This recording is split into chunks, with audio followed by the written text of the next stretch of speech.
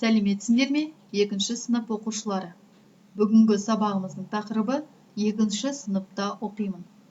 Здравствуйте, ребята! Тема сегодняшнего урока «Учусь во втором классе». Ең алдымен балалар, жаңа сөздермен танысып, оларды жаттап алайық. Ребята, сначала познакомимся с новыми словами и выучим их. Нешінші – это вопрос порядкового числительного. Означает какой, в каком, какая, какое, какие. Так, бірінші – это порядковые числительные. Первый. Екінші – второй. Үшінші – третий. Қабат – этаж. Ребята, эти все слова мы с вами проходили в первом классе. Мы их сейчас повторяем. Нешінші – какой, в каком. Бірінші – первый. Екінші – второй.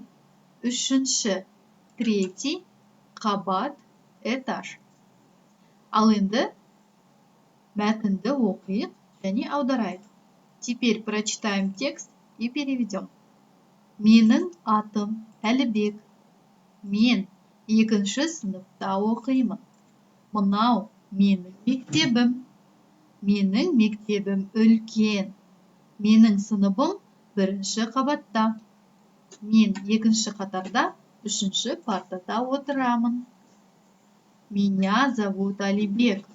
Я учусь во втором классе. Это моя школа. Моя школа большая. Мой класс находится на первом этаже. Я сижу во втором ряду на третьей парте. Ребята, теперь мы ответим на вопросы по тексту. Мәтін бойынша берілген сұрақтарға жауап берейік. Бірінші сұрақ. Әлібек нешінші сыныпта оқиды? В каком классе учится Алибек? Алибек, как и вы, учится во втором классе. Әлібек екінші сыныпта оқиды. Келесі сұрақ. Следующий вопрос. Әлібектің мектебі қандай? Школа Алибека какая? Школа Алибека большая.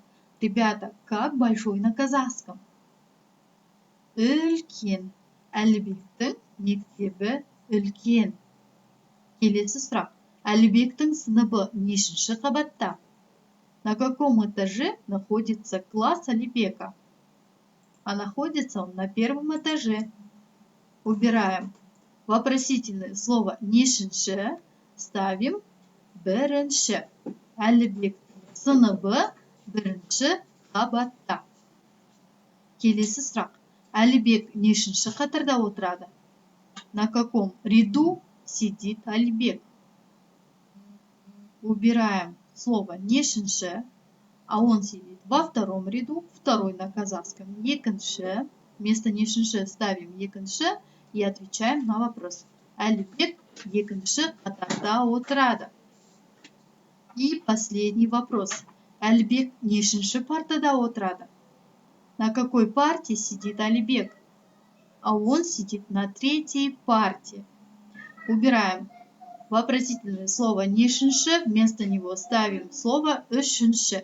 Әлібек үшінші партада отырады. Жарайсыңдар балалар. Енді суреттегі балалардың сөздерін оқып, оларды аударайық. Теперь переведем, что говорят ребята, на русский язык. Прочитаем сначала, что говорит Андрей. Сәлем, менің атым Андрей. Сенің атың кім? Сен нешінші сыныпта оқисың? Андрей говорит: Привет, меня зовут Андрей. Как тебя зовут?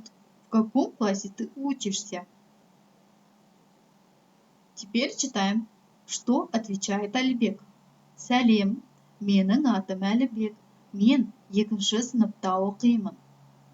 Привет, меня зовут Әлібек. Я учусь во втором классе. Теперь прочитаем, что говорят Айгуль и Рая. Айгуль говорит: сәлем, менің атым Айгуль, мен 3-ші сыныпта оқимын. Сен ше? Привет, меня зовут Айгуль.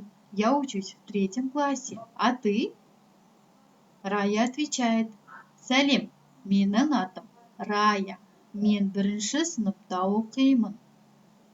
Привет, меня зовут Рая. Я учусь в 3 классе. Ребята, заметили ошибку? Да. Бірінші я перевела в 3, а это неправильно. Рая, значит, сказала, что она учится в 1 классе. Осымен, балалар, сабағымыз аяқталды. Ребята, на этом наш урок окончен. Сау болыңдар.